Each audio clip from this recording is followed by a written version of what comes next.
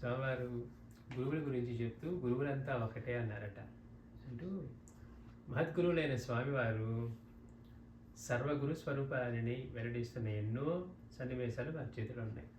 సాయినాథుడిలాగే సకల సాధు స్వరూపి అని బాబా ఎట్లా చూపించేవారు. ఏ గురువుని సేవించిన భక్తులు వస్తే వాళ్ళకి ఆ గురువు యొక్క దర్శనం చేయించి వాళ్ళు ఆల్రెడీ సిద్ధి పొందినా కానీ మళ్ళీ వారికి ఆ దర్శనం చేయించేవారట. అరే ఎంత సహజంగా ఉండేదంటే నా గురువు ఎప్పుడో సిద్ధి పొందారు కదా అనే విషయం కూడా గుర్తుండేది కాదట.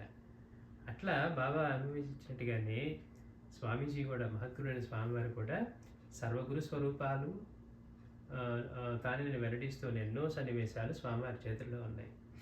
ఒకసారి ఒక అతను తనకు కాబోయే తన అల్లుడిని స్వామీజీ వద్దకు తీసుకొచ్చి అతని గురించి విశదంగా వివరించగా చివరకు స్వామీజీ ఈ అబ్బాయి శ్రీ షిరిడి బాబా వారి ఒక భక్తుడు కూడా అని చెప్పారట. అంటే అప్పుడు దాకా ఇంకే చెప్పాల్సినవి చెప్పిన తర్వాత ఇంకా లాస్ట్లో అంటే తన కాబోయే అల్లుడు గురించి చెప్తూ ఈ అబ్బాయి షిరిడి సాయిబాబా వారి భక్తుడు కూడా అన్నారట. వారు it is good to have a guru. స్వామివారు ఇంగ్లీష్లో చెప్తున్నారు it is good to have a గురు.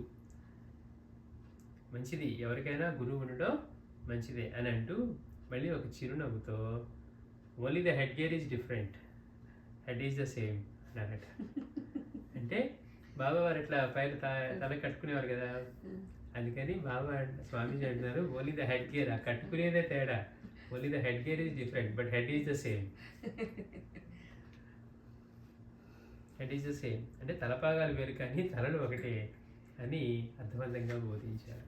మనం గత వారం కూడా చెప్పుకున్నాం, స్వామీజీ షిరిడి వెళ్తే బాబా టీవీతో పంపించనన్నారు, నాకేం ఇవ్వలేదంటే అలాగా నాకు బాబా నీకేమని చెప్పారు నేను ఇస్తానులే అన్నారు అని స్వామివారు తెలపడం కూడా. శ్రీ సచ్చిదానంద సద్గురు సాయినాథ్ మహారాజ్ కీ జై.